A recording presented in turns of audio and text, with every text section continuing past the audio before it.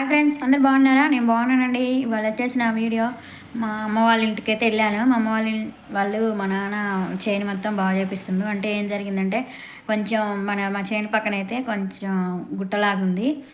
దాన్ని అయితే శుభ్రం చేయడానికి అయితే మా నాన్న బండి అయితే పెట్టిండు. దాన్ని ఎలా చేస్తున్నారేంటి రమ్మన్నాడు మా నాన్న. అయితే నేను మా వదిన అయితే వెళ్ళాము.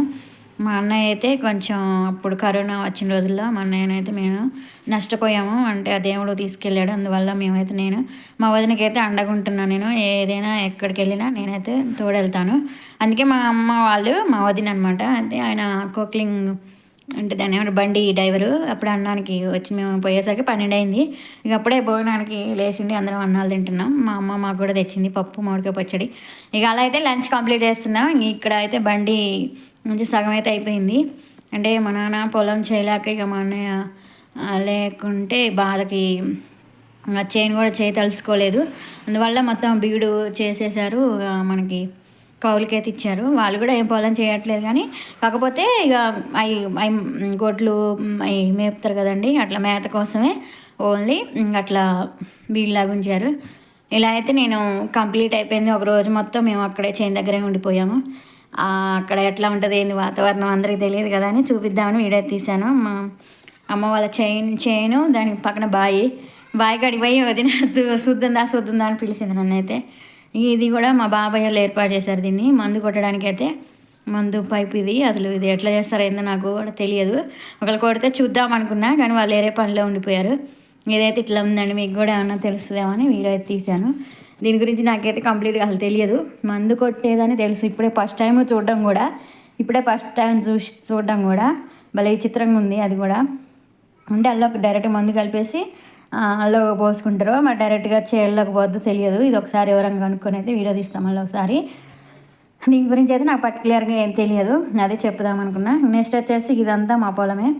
అది అక్కడ మా నాయనమ్మ మా తాతయ్యది అనమాట, అవి సమాధులు. ఇక వచ్చేసి బావికి అక్కడ మెట్లు ఉండేయండి, అట్లా దిగేది సరదాగా ఆడుకునేది అప్పట్లో చిన్నప్పుడే.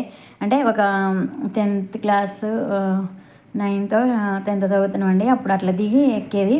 అంటే మా వాళ్ళు పెద్దవాళ్ళు పక్కన ఉండి అట్లా దింపేది అనమాట. అంటే మెట్లే దిగడానికి ఈజీగా మెట్లు ఉండేవి, మళ్ళీ పైకి ఎక్కేది.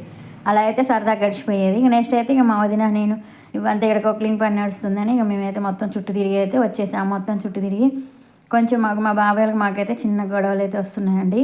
ఈ పొలాల దగ్గర ఎవరికైనా ఉన్నదే, అన్నదమ్ములు అంటే ప్రతి ఒక్కరి గొడవలు ఉంటూనే ఉంటాయి. చిన్న గొడవ అయితే జరుగుతుంది. అందుకే మేము కూడా వెళ్ళాము, నేను వదిన అయితే వెళ్ళాము. కొద్దిసేపు ఉండి అసలు ఎట్లా అయిందని కొద్దిసేపు చూసి సాయంత్రం దాకా పిల్లలు మళ్ళీ స్కూల్ టైం కల్లా ఇంటికి వచ్చేసామండి. ఇలా అయితే మాకు పని అయితే నడుస్తుంది. చాలా నీట్గా అయితే చేసిండు అబ్బాయి కూడా ఓపికగా.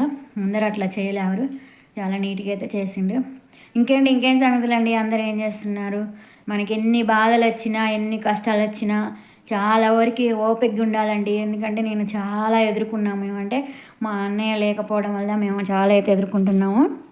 మా బాబాయ్లతో కానీ మా ఫ్యామిలీలో కొంచెం చిన్న గొడవలు కూడా మేము చాలా బాధపడాల్సి వస్తుంది. ఎందుకంటే మా అన్నయ్య లేడు కాబట్టి మా నాన్నకి అదొక బాధ, గుండె బరువులాగుండి అదొక ఫీల్ అయిపోతున్నారు మా అమ్మ మా నాన్న. దానివల్ల మేము చాలా సఫర్ అయిపోతున్నాం, చాలా ఫీల్ అవుతున్నాం. ఏదైనా చిన్న గొడవ వచ్చినా కూడా మేము చాలా బాధ అనుభవిస్తున్నాము.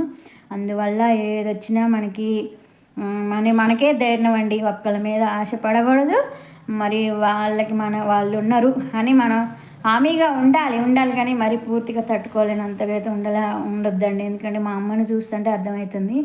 మా అన్నయ్య లేనందుకు మా అమ్మ చాలా కుంగిపోయిపోయింది. అసలు మనిషి దసిలిపోయింది, ఆరోగ్యం అంతా ఖరాబ్ అయిపోయింది. ఆ మనిషి చూడ్డానికే ఉంది, చాలా ఇబ్బంది అయితే పడుతుంది మా అమ్మని చూసినాకే మేము చాలా అసలు ధైర్యం చెప్పటం, మరి ఇక ఏం కాదమ్మా మేమందరం ఉన్నామని చాలా ధైర్యం ఇవ్వటం వల్ల కొంచెం అట్టట్టు నిలబడుతుంది. ఈ పొలాల గొడవల గురించి వీటి గురించి కూడా నేను చాలా సపోర్ట్గా అయితే ఉంటున్నాము. ఇక చైన్ నుంచి అయితే బయటకు వచ్చేసినాము. ఇక్కడైతే మా పెద్దమ్మ తల్లి గుడి ఉంది. ఈ గుడిలో అయితే అప్పుడైతే మామూలుగా ఒక రాయి పెట్టి పూజ చేశారండి అప్పుడు ఆ తల్లికి. ఇప్పుడు మంచిగా గుడి కూడా కట్టించారు, చాలా బాగుంటుంది. ఇక మేమైతే లోనికి వెళ్దామంటే ఇక చైన్ కాడ అటు ఇటు తిరిగినాం కదా అని ఇక లోనికి కూడా వెళ్ళలేదు. మొత్తం అసలు గుడి ఎట్లా ఉంటుంది ఏందని ఒక వీడియో అయితే అట్లా తీశాను. ఇక వచ్చే మేము ఆటో కోసం అయితే కూర్చున్నాం, నేను మా వదిన.